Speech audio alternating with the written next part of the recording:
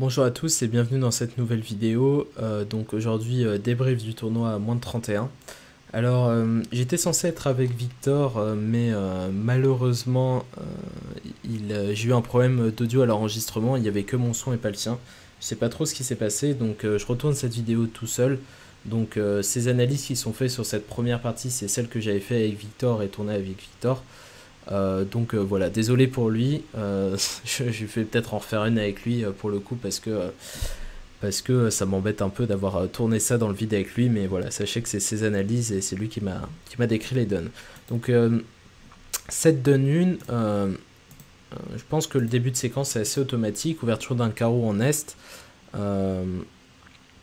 sauf si vous avez moyen de montrer un unicolore fort à carreau au tour suivant. Vous allez devoir passer par un faux bicolore share, puisque l'enchère de 3 carreaux est limitée à 16-17 points. Donc vous devez passer par un faux bicolore share. Et là, West a une enchère très précise, qui est l'enchère de 3 piques, qui monte 6 cartes à pique avec 5 gros honneurs parmi As, Roi, Dame, Valet, 10. Donc là, il manque juste le roi. Et maintenant, avec la main d'As, on a un problème. Alors certes, on n'a pas de fuite, mais on a As, Roi, As, Roi, As. Donc on a une main assez puissante. Et je pense qu'il est plus adapté de faire un petit enchère de contrôle à 4 trèfles. Sur quoi West est plutôt... est pas particulièrement heureux. Il n'a pas de contrôle cœur et il a une chicane à carreau dans la couleur de son partenaire. Donc il va dire 4 piques. Et maintenant West sait que son partenaire n'a pas de contrôle cœur. Et à partir de là, le chelem paraît vraiment lointain. Puisque sur un thème cœur, on sait que les adversaires vont probablement reprendre la main à pique et vont pouvoir encaisser à cœur. Donc à part si on arrive à franchir les carreaux, mais le partenaire aurait sûrement nommé le contrôle carreau avec la dame dans ce genre de situation. Donc voilà, je pense que ici c'est le moment de s'arrêter et de jouer le contrat de 4 piques. Alors il s'avère que le contrat de 6 peut gagner, faut un peu deviner. Si Nord est attentif à la séquence, il va entamer cœur. Vous allez plonger de l'as, vous allez tirer As roi de carreau pour défausser vos cœurs. Et vous allez affranchir vos carreaux et jouer As de pique, Dame de pique. Et il s'avère que le contrat gagne, vous allez remonter, tirer les atouts et vous aurez les carreaux-mètres pour défausser les trèfles. Mais bon, c'est un contrat un peu bancal et je pense que le plus raisonnable c'est de s'arrêter au palier de 4. Alors cette donne 5, j'ai beaucoup apprécié la séquence qu'a fait Victor, je pense qu'elle est très bien. Ouverture d'un carreau, passe-passe, jusque là je pense que c'est assez consensuel. Alors ici, je vous rappelle que normalement quand on réveille à 1 majeur, c'est limité à 12 points d'honneur, donc ça c'est le standard. Après la manière la plus moderne de jouer, c'est que ça monte jusqu'à 14-15 points. Bon, quoi qu'il arrive, vous avez plus de 12 points, vous avez plus de 14 points, donc vous devez commencer par un contre. Et là, il y a l'enchère de 2 cœurs, donc la zone après un contre en réveil, c'est 10-12 points, si je me trompe pas. Et donc en face, vous avez potentiellement un chelem qui vient assez vite dès que le partenaire a 2 as. Donc vous devez commencer par une enchère forcing, donc pourquoi pas 2 piques. Sur quoi le partenaire va fitter à 3 piques. Alors, vous n'avez pas d'enchère forcing à cœur ici malheureusement. Enfin vous pourriez passer par un cubit mais c'est beaucoup plus obscur qu'une enchère de 2 piques. Et là c'est juste une question de clé, donc vous pouvez poser le blackwood. Et une fois que le partenaire répond qu'il n'a qu'une clé, vous allez vous arrêter à 5 piques ou à 5 cœurs et vous allez gagner parce que heureusement il n'y a pas de coupe majeure qui traîne. Mais bon, si le partenaire avait eu un as à la place de ces dames qui servent à rien, tout de suite ça se serait mieux passé. Donc voilà pour cette séquence pas si facile. Il fallait réussir à s'arrêter. Bon, de toute façon il y avait 2 as dehors, donc où vous vous fitiez, vous deviez vous arrêter. Mais voilà une des séquences qui marchait. Et enfin, dernière donne de ce match sur laquelle je vais passer. Alors celle-là, ouverture d'un pic, passe. Alors ici on a 2 choix, soit on peut dire 2 trèfles, soit on peut dire 2 carreaux. Alors 2 trèfles ça peut paraître un peu bizarre, mais l'avantage c'est de trouver très facilement les feats 9e en mineur. Dites 2 trèfles, le partenaire peut dire 2 carreaux et il peut vous fitter à 3 trèfles. Alors si vous dites un pic 2 carreaux, votre partenaire, vous allez pas savoir que votre partenaire a 4 cartes à trèfle s'il main 12-14. Alors la question c'est, est-ce que ça vous intéresse tant que ça si le partenaire a 4 cartes à trèfle, ou est-ce que vous avez toujours joué 300 atouts? Bon, la main est pas très forte, donc je pense que c'est plus raisonnable de dire 2 carreaux. Sur quoi, pas de passe en or justement. On a un 6-4-3-0 et on est vert contre rouge, donc avec la chicane dans la couleur adverse, donc là il faut y aller, 3 cœurs.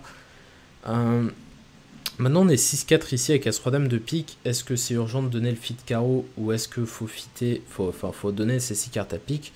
Je pense que c'est quand même plus important de donner ces 6 piques maintenant. Le fit carreau on verra plus tard. Et donc vous pouvez choisir l'enchère de 3 piques. 4 cœurs en sud parce qu'on a 4 cartes à cœur. Et là en ouest, ben, on a quelques possibilités. La séquence est forcing, donc soit on peut contrer du genre ne parle pas, soit on peut passer forcing. Je pense qu'avec le cingleton dans la couleur du partenaire et les 2 cartes à cœur, on n'est pas particulièrement encourageant, donc je pense qu'il faut contrer quand même. Bon, si vous passez, ça marche aussi. De toute façon, je pense que le partenaire, quoi qu'il arrive, il va dire 5 carreaux parce qu'il a 4 cartes à carreaux et qu'il les a jamais nommés. Et vous allez chuter d'une à 5 carreaux parce qu'il y a un très mauvais partage des carreaux. Et vous pouvez pas y remédier parce que l'adversaire va faire le flanc trèfle et traverser le mort. Et vous y pouvez absolument rien. Donc 5 carreaux, ça me paraît être le contrat raisonnable. Bon, il s'avère que 4 piques gagnés, mais ça me paraît compliqué à appeler. Et puis bon, des fois ce sera les piques qui seront mal répartis, hein, et pas les carreaux. C'est la vie. Donc on passe au deuxième match. Donc 7 donne 3, elle fait pas des grands écarts, mais elle est quand même intéressante au jeu de la carte. Donc je vais la mentionner parce que c'est des situations relativement fréquentes. Ouverture d'un trèfle en or. Bon, ici on peut contrer, on a un 4-3-3-3 avec des rois et des as. Donc pourquoi pas un compte, mettre 3-3 majeur, que le mauvais résidu mineur, bon c'est quand même pas terrible. On va faire l'enchère de passe qui je pense a été produite à beaucoup de tables. Un pic en sud et 200 atouts en or. Donc ça je pense que c'est assez consensuel, sauf si vous jouez des Texas sur un trèfle, ce qui vous permet de vous arrêter à un 100 atouts. Bon système. Mais sinon vous allez jouer 200 atouts et Est et Nord se partagent le paquet grosso modo. Entame trèfle. Passer le 9 du mort, ça paraît légitime. Le 10 le valet. Et le déclarant a franchi les carreaux. Donc là il est de bon ton de duquer pour empêcher l'accès au mort à carreau. Pour encaisser le 13e carreau, donc faut duquer 2 fois. Et là en ouest il est important de donner sa préférentielle à pique.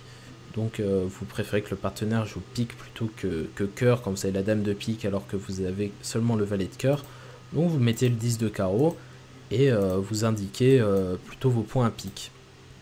Alors maintenant, Nord-Est est un petit peu embêté, mais je pense que la meilleure manière de procéder, c'est d'essayer de donner la main à son partenaire à pique. Donc si la dame valet 4ème ou l'as, vous allez pouvoir jouer roi de pique et pique dans l'espoir soit d'affranchir les piques, soit de rendre la main au partenaire. Bon là il s'avère qu'il a que la dame et que le déclarant as valet.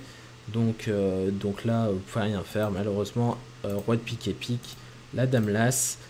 Et à partir d'ici, il y a plusieurs manières de gagner, mais vous allez pouvoir remettre en main ce pauvre Est. Donc par exemple, en jouant comme ça, As de valet de pique et As de trèfle et trèfle. Voilà, ça c'est simple. De finir comme ça, As de trèfle et trèfle. Et là, il est remis en main et il doit rendre le roi de cœur. Ou alors livrer le carreau du mort. Mais dans tous les cas, il doit donner le contrat parce que là, il encaisse le trèfle et il rentre dans la fourchette cœur. Donc, intéressant cette petite donne, même si ça faisait sûrement pas beaucoup d'écart à 200 atouts. C'était du jeu de la carte intéressant en flanc. Alors, cette donne 5, elle est très intéressante parce que c'est typiquement des cas où on a beaucoup de distribution et à mon avis, il faut pas trop l'ouvrir. Donc, ouverture de passe en or et bon, en Est, si vous jouez 2 cœurs bicolores majeurs, ça me paraît tout à fait adapté d'ouvrir la main, quitte à remettre un coup de manivelle après si vos partenaires vous filent dans une de vos 2 majeurs parce que vous êtes 6-5 et pas 5-4 comme vous l'avez promis. Si vous ne jouez pas cette convention, vous avez juste à passer et ouverture d'un trèfle en sud, un carreau d'intervention et en or, si vous jouez cachalot, donc la meilleure convention, vous pouvez dire un pic, sinon vous devez passer. Alors sur l'enchère d'un pic que je vais montrer ici, Est a un 6-5 majeur. Alors, je pense que ce qu'il a de mieux à faire pour l'instant, c'est de passer parce qu'il a vraiment pas de jeu et qu'il pourrait envoyer son partenaire dans le décor s'il commence à l'ouvrir. Et puis, par quelle couleur nommer les cœurs ou les piques, c'est un peu aléatoire. Donc, je pense que l'enchère la plus raisonnable, c'est passe. Après, on pourrait aussi contrer pour montrer du pique suivi de 2 cœurs. C'est une alternative également. Si vous passez, parce que vous avez quand même que 4 points, Sud dit un sans atout, et là, important, avec un 5-5, l'enchère de 2 trèfles ici est naturelle. On voit, ça peut pas être un cubide, ça ne ferait pas de sens dans cette séquence. Et puis vous pouvez tout à fait avoir un fit trèfle, donc ici enchère de 2 trèfles, et là on comprend l'ampleur du désastre en est, et on peut dire 2 cœurs naturels pour les jouer, et c'est le contrat auquel on va s'arrêter tranquillement. Et à 2 cœurs, bah écoutez, vous n'êtes pas trop mal, vous allez perdre 2 piques, 2 cœurs et un carreau. Je pense que le contrat devrait gagner si vous ne vous faites pas trop raccourcir. Voilà pour cette donne. Donc le tout était de ne pas monter comme un fou furieux avec la main de test qui, je conçois, n'est pas facile avec un 6-5. Mais je pense que ce genre de main ne fait pas beaucoup de levée si vous êtes en misfit en 20-20, donc il faut quand même se méfier. Alors si vous ouvrez 2 cœurs bicolore majeur, d'ailleurs vous avez joué le contrat de 2 piques qui est tout à fait honorable aussi. Mais voilà, méfiez-vous avec ces 6-5, ça fait beaucoup de levée quand c'est fité, mais quand ça l'est pas, ça devient vite très dangereux. Bon, la scie, je vais la mentionner rapidement parce qu'il y a quand même beaucoup de distribution, mais je pense que il n'y a pas tant à dire sur la donne. Ouverture d'un trèfle, intervention à cœur qui est normale quand on est 6-5, même si on n'a pas une très belle couleur. Là, on va partir du principe que vous nommez les piques d'une manière ou d'une autre. Alors si vous jouez 2 cœurs, 6 cartes à pique, comme d'habitude, ça marche très bien et vous êtes beaucoup mieux placé dans la séquence. Si vous dites quelque chose comme compte du pique ou un pique naturel, voilà, vous prendrez plus de temps à trouver le fit pique. Alors par exemple ici, bon, disons un pique, on dit 2 carreaux en or parce qu'on a 6 cartes.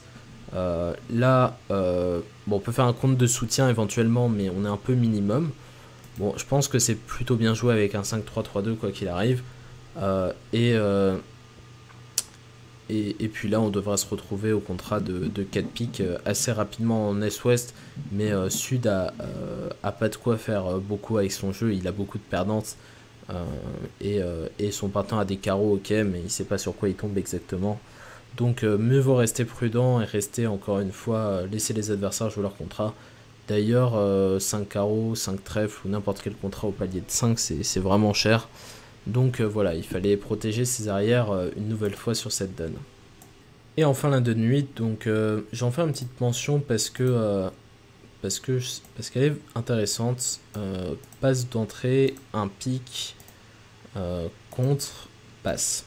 Ok, donc là jusque là j'espère que tout le monde a fait pareil. Alors bon, le contre est pas obligatoire, mais bon, vous avez 2 cartes à pique et 14 points avec des belles mineures, même si vous avez que 3 cœurs, il faut y aller, hein. Vous êtes non vulnérable. Maintenant la question c'est qu'est-ce qu'on fait avec la main d'ouest. Alors, il y a une convention qui est jouée par pas mal de monde ici, c'est 200 atouts qui montent 4 cartes à cœur avec une main de 8-10 points. Donc vous pouvez pas faire cette enchère si vous jouez cette convention.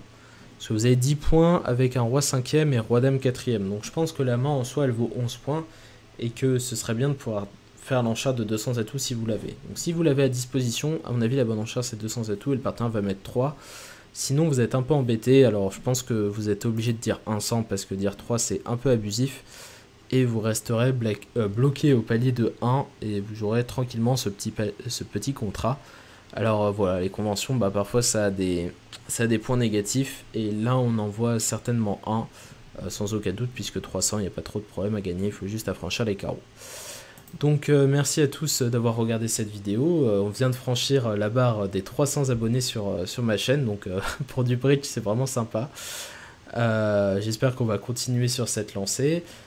Si vous avez apprécié, n'hésitez pas à la liker, et on se retrouve demain pour un nouveau débrief. Salut!